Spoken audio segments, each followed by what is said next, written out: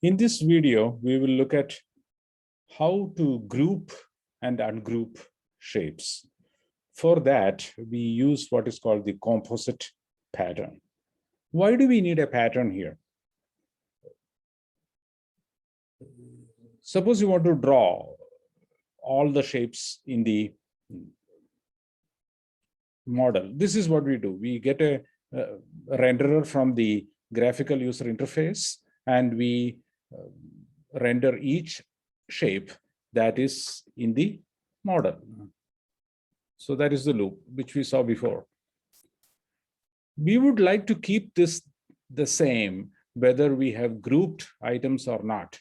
So we would like to treat a group of shapes like a single shape. That is the idea of a composite. So in the composite pattern, we have the shape class at the root of the hierarchy, and we have a subclass called composite shape. So every composite shape is a shape, but a composite shape is actually not just one shape.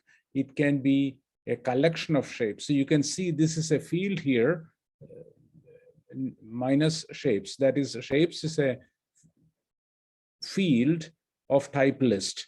So the composite shape class is going to store a collection of shapes.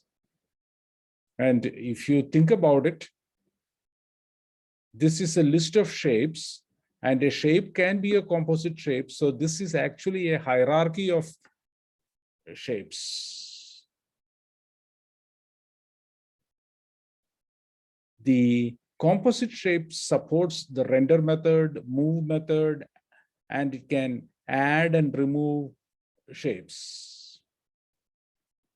How do you move? For example, to move a composite shape, what we do is we go through each shape in this list and move it by the offset that is specified. So if you want to move a composite shape, that is, if you want to move all the shapes that are stored in a composite shape by a certain offset, we simply have a loop. It is as simple as that.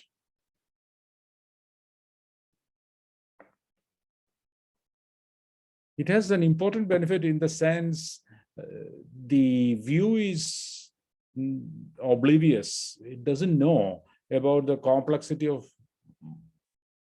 the shapes now. It doesn't know that a shape could actually be composed of a number of other shapes, and those individual shapes could themselves be composites. So the view code is unchanged. Any combination of shapes can now be grouped into a single shape, and they can be ungrouped as needed. So we have a group. So this is a composite. This is the composite pattern, extends shape. We have a list of shapes here. We can add a shape. We will add it to here, this list. We can add a bunch of shapes. So we add all of them to these shapes. If you ungroup, you will return all the shapes that are present in the group. And to render a group, we get the renderer object. We call the superclasses render method. And for every shape in the collection, for shapes is the collection of shapes, right? We call the render method.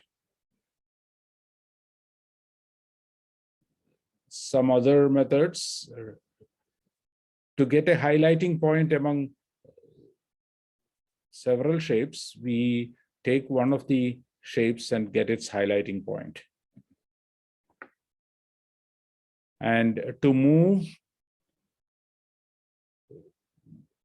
a composite by a certain amount, by delta x, delta y, we move individual shapes by delta x, delta y.